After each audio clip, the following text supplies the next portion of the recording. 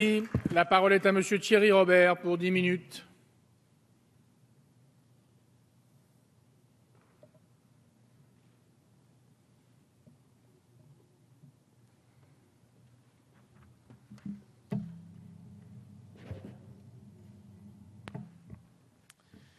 Monsieur le Président, Madame la Ministre, Monsieur le Président de la Commission des Affaires économiques, Mesdames et Messieurs les rapporteurs, Mesdames et Messieurs les députés, mes chers collègues, le projet de loi relatif à l'économie sociale et solidaire nous réunit aujourd'hui dans notre hémicycle pour une ultime étape de son parcours parlementaire. Un parcours parlementaire un peu banal puisqu'il a été déposé le 24 juillet 2013, il y a presque un an, et qu'il a été défendu par pas moins de 5 ministres différents. À ce sujet, au nom du groupe radical républicain démocrate et progressiste, je voudrais tout d'abord témoigner d'une pensée affectueuse pour Madame Valérie Fournéron, qui était sur le banc des ministres dans notre hémicycle pour présenter avec brio ce projet de loi lors de la première lecture. Nous lui souhaitons tous nos vœux les plus chaleureux de rétablissement et nous espérons la retrouver prochainement en pleine forme parmi nous. Je voudrais remercier aussi tous les ministres qui se sont succédés pour la présentation et la défense de ce projet de loi. Les députés du groupe RDP sont particulièrement attachés à cette méthode retenue par le gouvernement pour l'élaboration du projet de loi et seraient heureux qu'elle puisse se généraliser.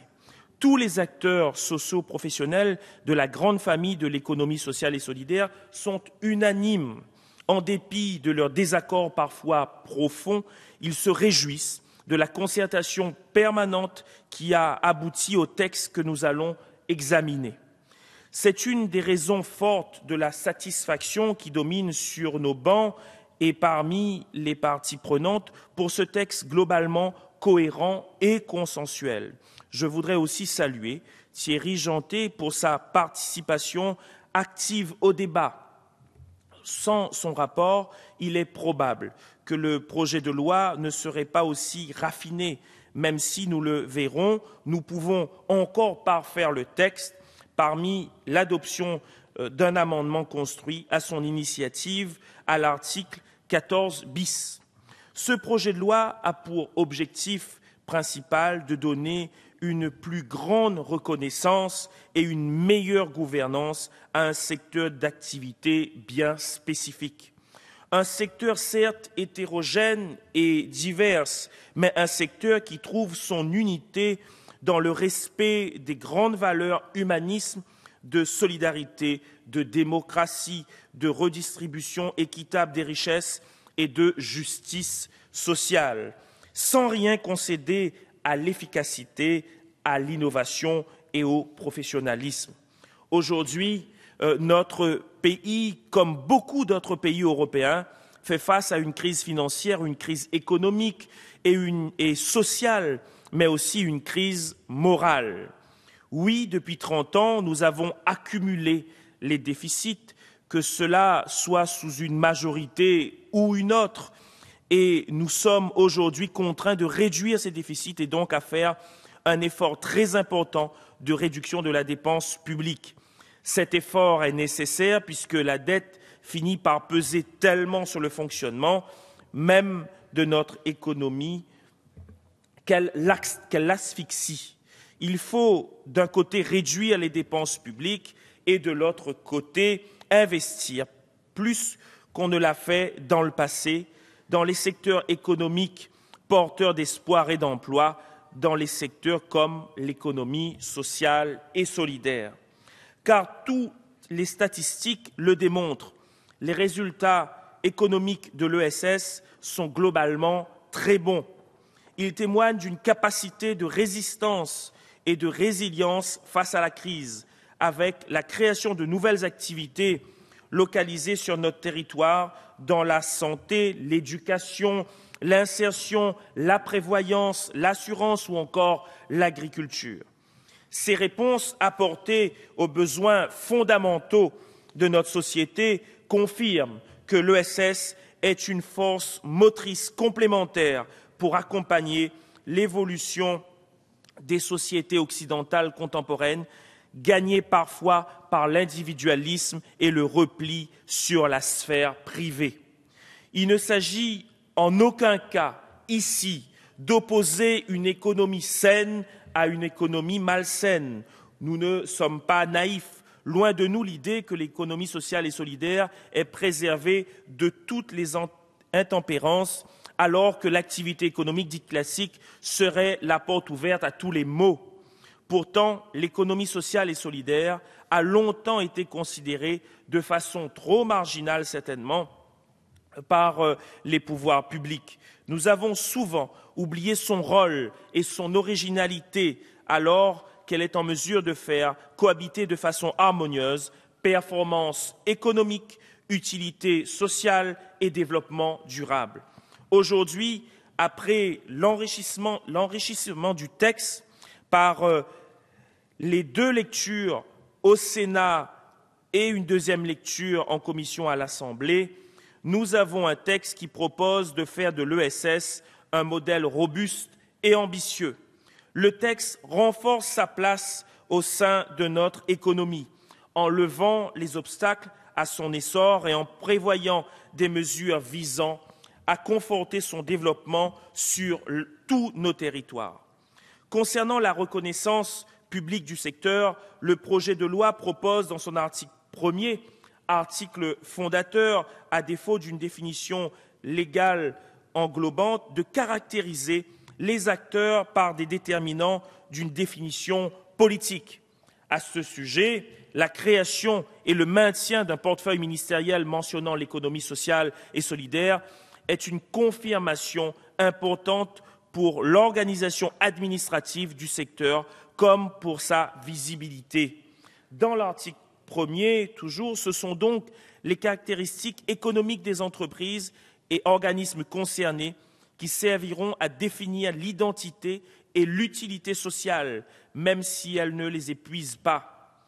Ainsi, l'ESS se définit d'abord par l'intégration des principes communs forts dans les statuts, un but différent du seul partage des bénéfices, une gouvernance démocratique ou participative définie par statut et incluant les parties prenantes, et enfin, une gestion avec des modalités de lucrativité limitées ou encadrées. L'inscription de ces grands principes humanistes dans la loi correspond à une définition volontairement inclusive. Elle va donner les moyens aux entreprises de l'économie solidaire de croître tout en replaçant l'homme au centre de son modèle productif, l'homme au centre, voilà une bien belle idée.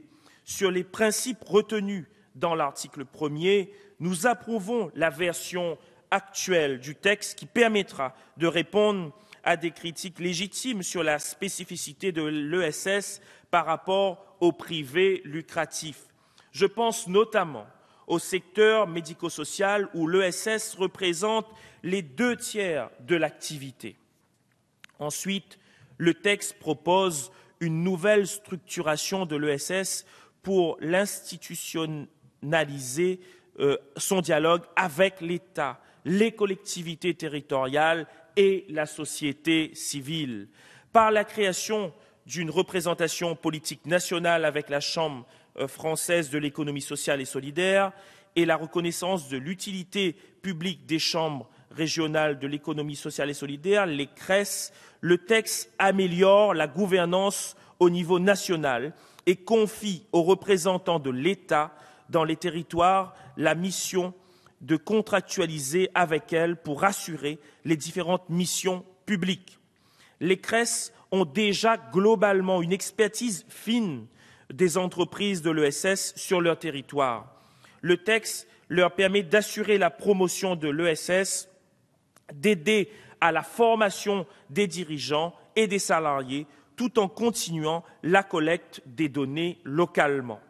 Grâce à la possibilité inscrite lors de l'examen au Sénat d'ester en justice pour faire respecter les conditions prévues à l'article 1er aux entreprises commerciales, les CRES voient leur légitimité renforcée. Avec un ancrage territorial amélioré et coordonné avec les pouvoirs publics, L'ESS pourra poursuivre son développement en répondant aux besoins locaux de nos concitoyens. En ce qui concerne les mesures très médiatisées et polémiques sur la facilitation de la reprise d'entreprises par les salariés, je pense que nous devons d'abord revenir à la raison. Nous devons faire preuve de lucidité et éviter les débats inutilement polémiques. Au cours de l'histoire de nos deux derniers siècles, le législateur français a inscrit dans la loi des progrès sociaux incontestables en faveur des salariés. Nous avons le devoir de continuer cette œuvre, mais prenons garde que nos bonnes intentions ne se révèlent pas au final des freins pour la performance économique et surtout pour l'emploi. Nous connaissons les chiffres. Chaque année, au moins 50 000 emplois disparaissent dans les entreprises en bonne santé économique.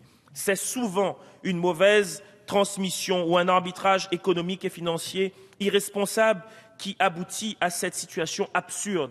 Tous les députés de terrain que nous sommes dans cet hémicycle connaissent de près ou de loin cette réalité choquante à laquelle nous ne pouvons pas nous résigner. En leur donnant, je termine, Président, s'il vous plaît, oui. En leur donnant le temps et les informations nécessaires, le projet de loi donne les moyens aux salariés de proposer une offre de reprise.